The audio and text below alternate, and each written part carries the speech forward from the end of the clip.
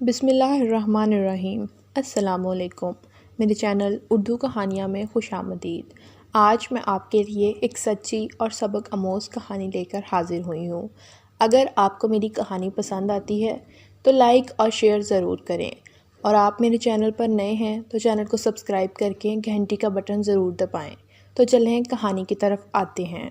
اکرم نے دکان کا شٹر بند کیا اور ہاتھ میں چمڑے کا تھیلا جس میں اس کی ضرورت کی چیزیں اور رقم تھی، تھیلے کو بغل میں دبایا اور دکان کے سامنے کھڑی اپنی سائیکل کا تالا کھولا اور گھر کی راہ لی۔ اکرم ایک چھوٹے سے قصبے دیپال پور میں رہتا تھا۔ اس کے والدین عرصہ ہوا اسے دنیا میں اکیلا چھوڑ کر اپنے خالق حقیقی سے جا ملے تھے۔ اس نے کسی نہ کسی طرح میٹرک کر کے ایک پبلشر کے پاس نوکری کر لی، اور آہستہ آہستہ اپنی محنت اور لگن کی وجہ سے اس نے اپنے مالک کے دل میں اپنے لیے نرم گوشہ پیدا کر لیا۔ مالک اس کی ایمانداری سے اتنا متاثر ہوا کہ اس نے اپنی بیٹی کا ہاتھ اس کے ہاتھ میں دے دیا، اور اس طرح اکرم نے اپنی ایمانداری کی بدولت اپنا مستقبل محفوظ کر لیا۔ دکان کے مالک نے اپنا تمام کام اس کے سپرد کیا اور خود یاد الہی میں مصروف ہو گیا۔ اب اکرم اس دکان کا تنہا مالک تھا۔ اس نے اپنی رات دن کی محنت سے دکان کو چار چاند لگا دیے، اور اس کا کاروبار دوسرے لوگوں کی نسبت کافی ترقی کرنے لگا۔ دیکھتے ہی دیکھتے اس کا نام شہر کے بڑے پبلشروں میں لیا جانے لگا۔ ان سب باتوں کے باوجود اس نے شہر کی بجائے قصبے میں ہی رہنے کو ترجیح دی۔ اس کی وجہ یہ تھی کہ وہاں اس کے جاننے والے زیادہ تھے۔ اس کی نسبت شہر میں رہنے والے افراد ایک دوسرے کو پہچانتے تک نہیں ہیں، اور اس کے علاوہ اس کی ایک وجہ یہ بھی تھی کہ شہر میں ماحول کس قدر گرد آلود اور آب و ہوا گندی تھی، لیکن اس کی نسبت قصبہ کی آب و ہوا اور پانی صاف ستھرا اور صحت افزا تھا۔ اس کے 3 بچے تھے، جن میں سب سے بڑا لڑکا 10 سال کا اور 2 لڑکیاں چھوٹی تھیں۔ قصبے میں ایک پرائمری اسکول تھا جس میں وہاں کے بچے تعلیم حاصل کرتے تھے۔ اگر کوئی صاحب حیثیت ہوتا تو اپنے بچوں کو مزید تعلیم دلانے کی خاطر شہر کا رخ کرتا تھا، اور اگر کوئی اس کی استطاعت نہ رکھتا تو وہ اپنے بچوں کو 5 جماعتیں پڑھا کر گھر میں بٹھا لیتا۔ اکرم اپنے لڑکے کو اعلیٰ تعلیم دلوانے کا ارادہ رکھتا تھا۔ اس نے دل میں عہد کیا ہوا تھا کہ اگر وہ آگے نہیں پڑھ سکا، لیکن کیا ہوا، وہ اپنی خواہش کو اپنے بیٹے کی شکل میں پورا کر سکتا تھا۔ اسی لیے اس نے اپنے بیٹے کو مزید تعلیم دلوانے کی خاطر شہر کے ایک اسکول میں داخل کرا دیا۔ اسکول میں ہاسٹل کی سہولت ہونے کی وجہ سے اس نے روزانہ آنے جانے کی درد سر سے بچانے کی خاطر اپنے لڑکے کو ہاسٹل میں داخل کروا دیا تھا۔ اس کا لڑکا ہر جمعرات کی شام گھر آ جاتا اور ایک دن گھر میں گزار کر اگلی صبح شہر روانہ ہو جاتا تھا۔ آج بھی جمعرات تھی اور اس کا بیٹا گھر آ گیا ہوگا۔ وہ یہی سوچتا ہوا جلدی جلدی سائیکل کے پیڈل چلاتا قصبے کی طرف جانے والی سڑک پر چلا جا رہا تھا۔ سورج دور افق میں ڈوب رہا تھا، آسمان پر زردی چھائی ہوئی تھی۔ قصبے کی کچی سڑک کے دونوں جانب گندم کے سنہری خوشے ہلکی ہلکی ہوا سے لہرا رہے تھے، اور ان کے ٹکرانے سے سرگوشیاں سی پیدا ہو رہی تھی۔ اکرم رات کا اندھیرا پھیلنے سے پہلے پہلے اپنے گھر پہنچنا چاہتا تھا۔ قصبے کا فاصلہ شہر سے تقریباً 10 فرلانگ رہا ہوگا۔ عام حالت میں یہ فاصلہ وہ آدھے گھنٹے میں طے کرتا تھا، مگر آج اسے یہی راستہ طویل ہوتا محسوس ہو رہا تھا۔ اس کے ساتھ ساتھ شام کے سائے گہرے ہو رہے تھے۔ ابھی اس نے 1 فرلانگ کا فاصلہ ہی طے کیا ہوگا کہ راستے میں اسے ایک کتاب پڑی ہوئی دکھائی دی۔ اس نے سائیکل ایک طرف کھڑی کی اور تیز تیز قدم اٹھاتے کتاب کی طرف بڑھ گیا، اور جیسے ہی اس نے جھک کر کتاب اٹھانے کی کوشش کی تو اس کی چیخ نکل گئی۔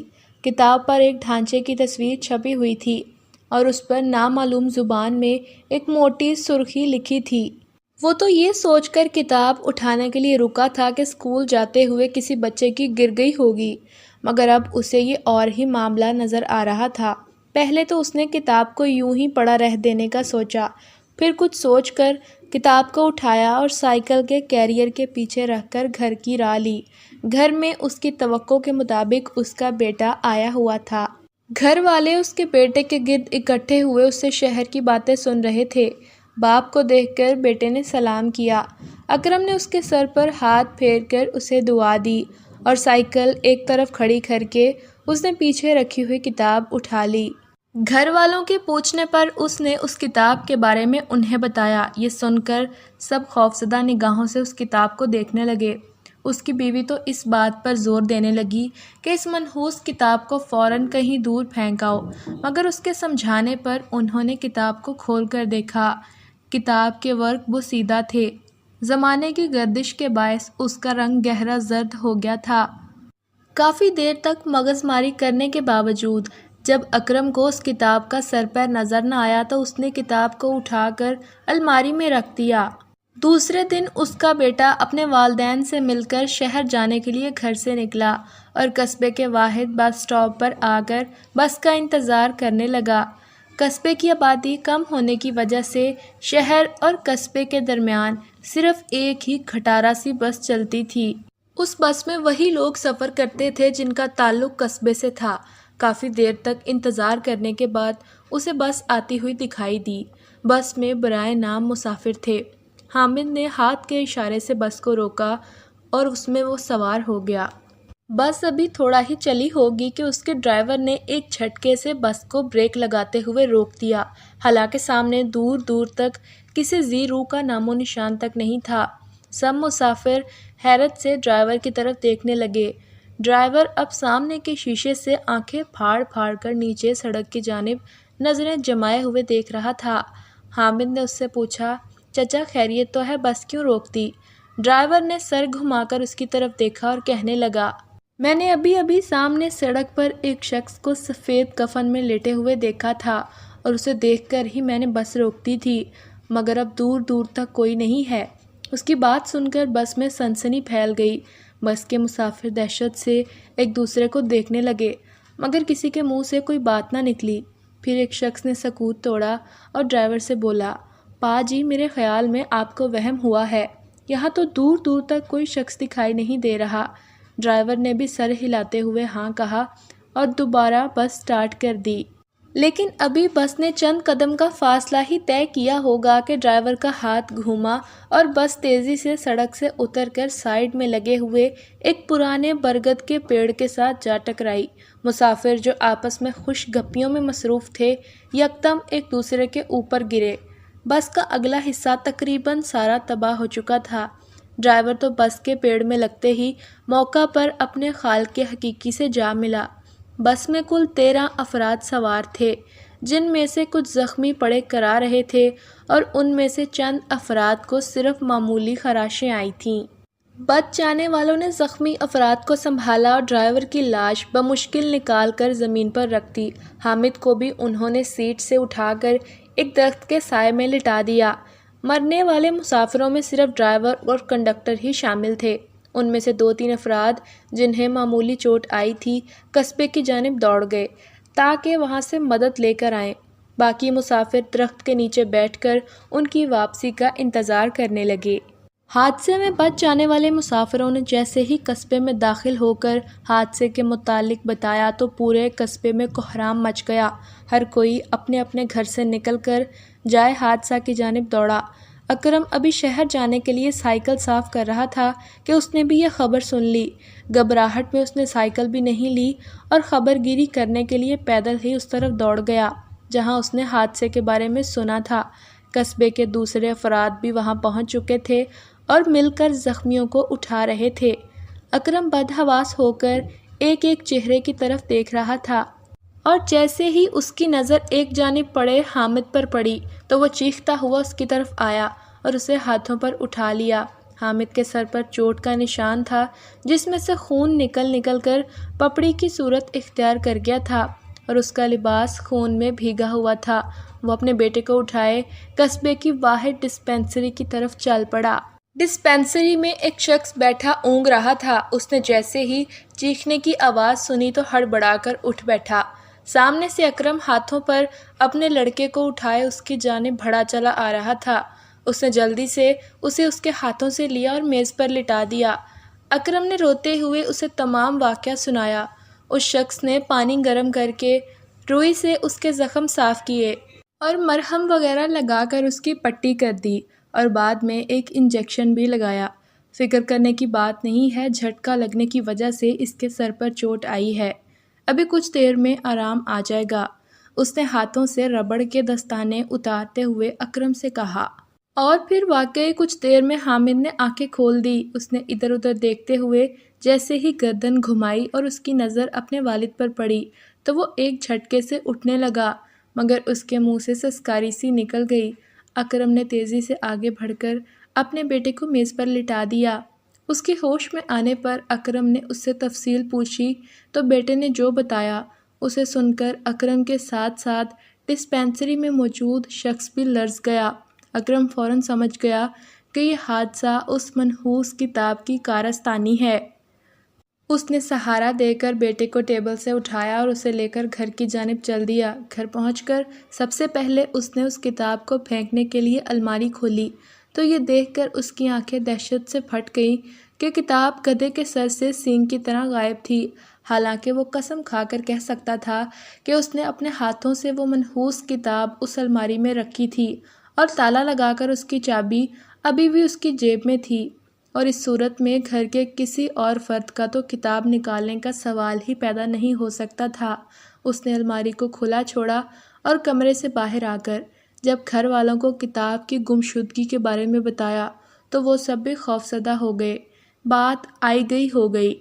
کچھ دنوں میں وہ لوگ اس کتاب کو بھول گئے، مگر ایک روز ایک عجیب واقعہ ظہور پذیر ہونے پر انہیں یقین ہو گیا کہ وہ پراسرار طور پر کسی اسیبی چکر میں پھنس گئے ہیں۔ ہوا یوں کہ ایک روز صبح کے وقت اکرم جب سو کر اٹھا تو اس کا بستر تازہ لہو سے بھیگا ہوا تھا اور اس کے اپنے کپڑے جو کبھی ہلکے آسمانی رنگ کے تھے خون میں گہرے سرخ ہو چکے تھے۔ اس نے گھبرا کر سب کو جگایا۔ اسے اس حالت میں دیکھ کر اس کی بیوی اور بچے بھی خوف سے چیخنے لگے۔ بستر پر خون پھیلا ہوا تھا، اس کے علاوہ اسے کوئی نقصان نہیں پہنچا تھا۔ اس نے غسل کیا اور دوسرے کپڑے پہن لیے۔ اس کی بیوی نے بستر دھونے کی خاطر اسے لپیٹا تو بستر کے نیچے سے کتاب کا ایک صفحہ نکلا جس کا رنگ گہرا زرد تھا، اور پھر یہ دیکھ کر اکرم کی سٹی گم ہو گئی کہ یہ اسی منحوس کتاب کا صفحہ تھا جو کہ الماری سے غائب ہو گئی تھی۔ سوال یہ پیدا ہوتا تھا کہ یہ صفحہ یہاں کس نے لا کر رکھا اور باقی پوری کتاب کہاں چلی گئی۔ صفحے پر ایک سانپ کی تصویر چھپی ہوئی تھی جس کا منہ کھلا ہوا تھا اور اس میں چڑیا بھی پھڑ پھڑا رہی تھی۔ سانپ کا رنگ کالا تھا، اس پر دھاریاں بنی ہوئی تھی۔ آدھے حصے پر تصویر تھی اور آدھے صفحے پر عجیب سے ہندسے لکھے ہوئے تھے۔ اکرم نے کاغذ کو طے کر کے اپنی جیب میں رکھا اور شہر کی طرف چل دیا۔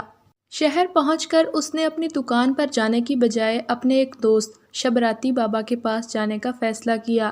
شبراتی بابا مضافاتی کالونی میں ایک چھوٹے سے مکان میں رہتے تھے۔ ان کے ساتھ دوستی ہونے کا واقعہ بھی بڑا دلچسپ اور یادگار ہے۔ ایک دن اکرم اپنی دکان پر بیٹھا حساب کتاب میں مصروف تھا کہ اچانک ایک فقیر کی صدا سن کر اس نے اپنا سر اٹھایا تو سامنے ایک درویش صورت شخص کو کھڑا پایا جو اپنا ہاتھ پھیلائے اس سے سوال کر رہا تھا۔ وہ شروع سے ہی قدرے رحم دل واقعہ ہوا تھا، اس لیے اس نے فقیر کو اندر بلا کر عزت سے بٹھایا اور اس کی حاجت پوری کی۔ اس فقیر نے بعد میں اپنا نام شبراتی بابا بتایا۔ وہ اس سے کہنے لگا کہ وہ اپنی دکان ایک مہینے کے اندر اندر خالی کر کے کوئی اور دکان تلاش کر لے۔ اس کے کہنے کے مطابق اکرم کی دکان کی چھت کسی وقت بھی گر سکتی ہے۔ اکرم نے بحث کرنے کی بجائے دوسرے دن ہی اپنی دکان خالی کر کے دوسرے بازار میں ایک اور مناسب جگہ لے لی، اور ٹھیک ایک ہفتے کے بعد فقیر کا کہنا سچ ثابت ہوا اور رات کے پچھلے پہر اس کی دکان کی چھت ایک زوردار دھماکہ سے زمین بوس ہو گئی، جس کی اطلاع چوکیدار نے اسے گھر آ کر دی تھی۔ اس دن اکرم نے سمجھ لیا تھا کہ شبراتی بابا کوئی پہنچے ہوئے بزرگ ہیں۔ اس کے دل میں ان کی عزت اور بڑھ گئی اور وہ گاہے بگاہے ان کے پاس جانے لگا۔ اس نے کئی بار انہیں کچھ رقم نذرانے کی صورت میں دینے کی کوشش کی، مگر انہوں نے یہ کہہ کر انکار کر دیا کہ اسے ان مادی چیزوں سے شدید نفرت ہے۔ ان کا یہ جواب سن کر اکرم کی دوبارہ ہمت نہیں ہوئی۔ اب اکرم دل ہی دل میں یہ دعا مانگتا ہوا جا رہا تھا کہ وہ بابا جی اسے گھر پر ہی مل جائیں تاکہ وہ انہیں تمام صورتحال بتا کر کوئی مشورہ لے سکے۔ تھوڑی ہی دیر میں بابا کا گھر سامنے آ گیا۔ اس نے سائیکل ایک طرف کھڑی کی اور دروازے پر دستک دی۔ کچھ دیر انتظار کرنے کے بعد اس نے دوبارہ دستک دینے کے لیے ہاتھ اٹھایا ہی تھا کہ اندر سے ایک چقندر کی شکل کا لمبوترے چہرے والا شخص جس نے ہرے رنگ کا چوگا پہنا ہوا تھا باہر نکلا۔ اس آدمی نے اکرم کو اندر کی طرف آنے کا اشارہ کیا۔ اکرم اسے سلام کرتا ہوا اندر داخل ہوا۔ صحن میں ایک جانب چھوٹا سا کمرہ بنا ہوا تھا جس کے سامنے کے رخ میں 2 مٹکے رکھے ہوئے تھے۔ کمرے میں ایک چٹائی بچھی ہوئی تھی جس پر شبراتی بابا آلتی پالتی مارے بیٹھے ہوئے تھے۔ ان کے ارد گرد 2-3 مرید بیٹھے ان کے بازو دبا رہے تھے۔ شبراتی بابا تسبیح ہاتھ میں تھامے جھوم رہے تھے۔ اکرم نے سلام کیا تو انہوں نے آنکھیں کھول کر دیکھا۔ وہ اسے پہچان گئے اور قریب ہی بٹھا لیا۔ اکرم نے ان کا حال احوال پوچھنے کے بعد انہیں کتاب ملنے سے لے کر اپنے بیٹے کے ایکسیڈنٹ اور اپنے بستر کا خون سے تر ہونے کا تمام قصہ تفصیل سے سنا دیا۔ اس دوران بابا خاموشی سے اس کی باتیں سنتے رہے۔ اکرم چپ ہو کر ان کی طرف دیکھنے لگا۔ بابا نے تمام باتیں سن کر ایک گلاس منگوایا اور اس میں پانی بھر کر اپنے سامنے رکھا اور خود کو ایک بڑی سی چادر میں چھپا لیا۔ ان کے مرید اور اکرم خاموشی سے ایک جانب بیٹھے ہوئے انہیں دیکھتے رہے۔ وہ چادر کے اندر ہی اندر کچھ پڑھتے جا رہے تھے۔ کچھ دیر کے بعد انہوں نے وہ چادر اپنے اوپر سے ہٹائی۔ سب نے دیکھا کہ پانی کا رنگ خون کی طرح گہرا لال ہو رہا تھا۔ بابا کا چہرہ پسینے سے بھیگ چکا تھا۔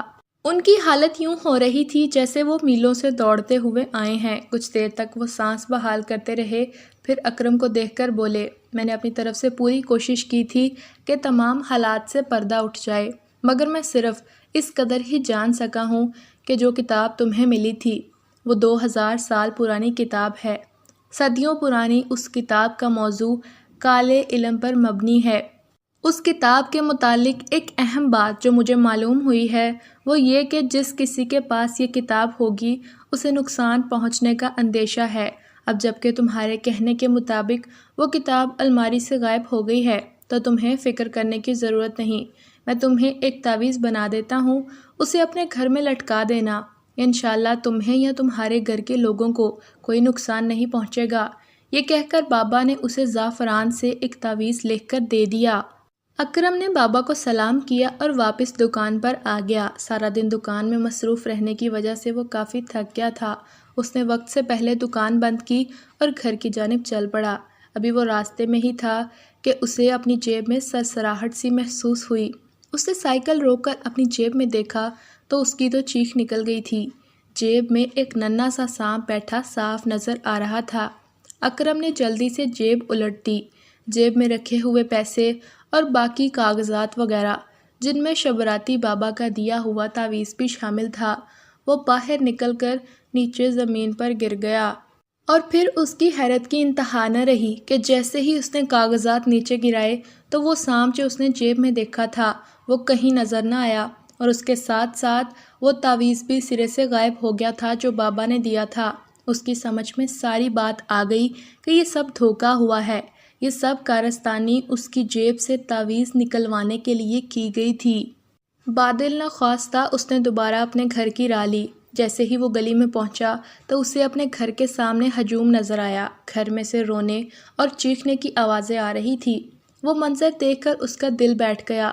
اس نے جلدی سے ہجوم میں سے چند افراد کو پرے دھکیلتے ہوئے اندر جانے کے لیے جگہ بنائی، اور اسے دیکھتے ہی لوگوں نے اس کو اندر جانے کے لیے جگہ بھی دی۔ سامنے چارپائی پر اس کی منجلی بیٹی لیٹی ہوئی تھی اور اس کے گلے میں ایک کاغذ اس طرح پھنسا ہوا تھا جیسے بلیڈ کو صابن میں پھنسا دیا جائے، اور پھر اسے کاغذ کو پہچاننے میں قطعی مبالغہ نہ ہوا کہ وہ کاغذ اسی منحوس کتاب کا ورق تھا جس منحوس کتاب کو وہ غلطی سے گھر اٹھا لایا تھا۔ لوگ ایک دائرے کی صورت میں چارپائی کے گرد کھڑے تھے اور کسی کو اتنی ہمت نہیں ہو رہی تھی کہ آگے بڑھ کر لاش کے گلے سے اس پھنسے ہوئے کاغذ کو نکال پائے۔ اکرم نے جیسے ہی کاغذ کو ہاتھ سے پکڑ کر باہر نکالا تو خون ایک فوارے کی صورت میں زمین پر گرنے لگا۔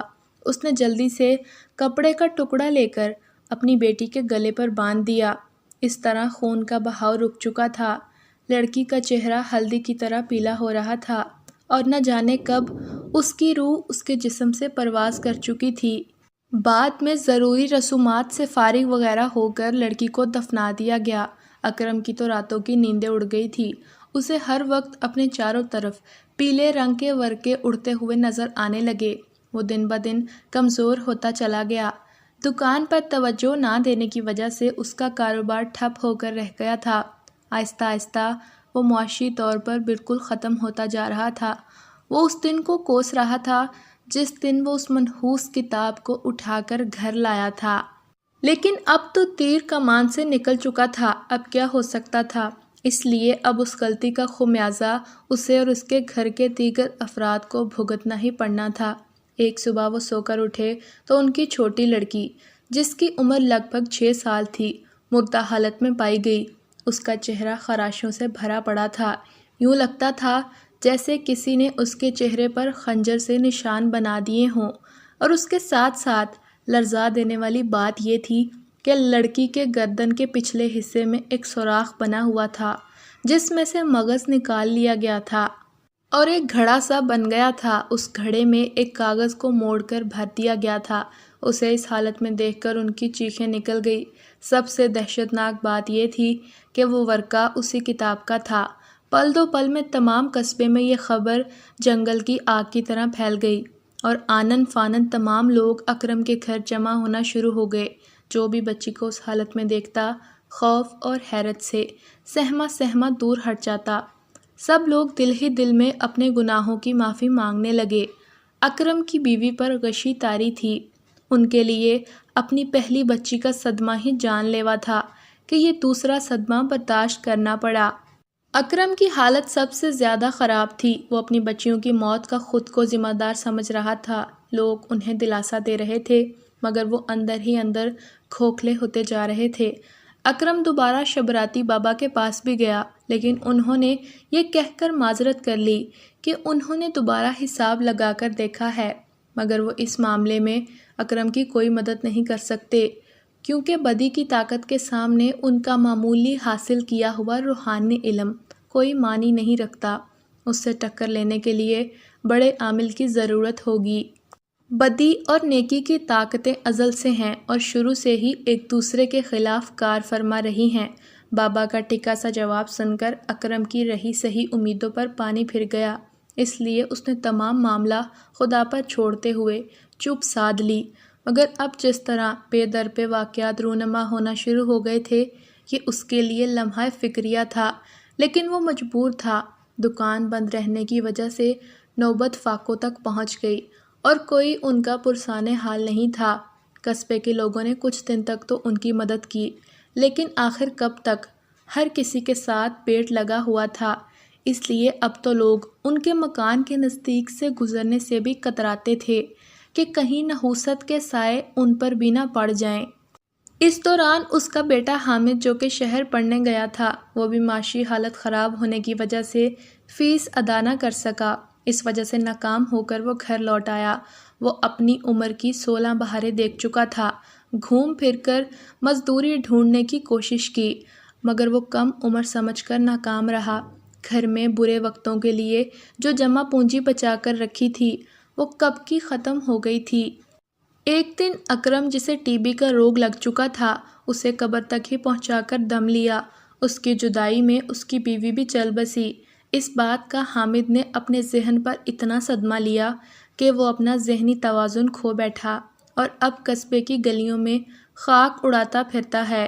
شاید کبھی زندگی اس سے بھی روٹھ جائے اور وہ بھی اپنے والدین اور بہنوں کے پاس چلا جائے۔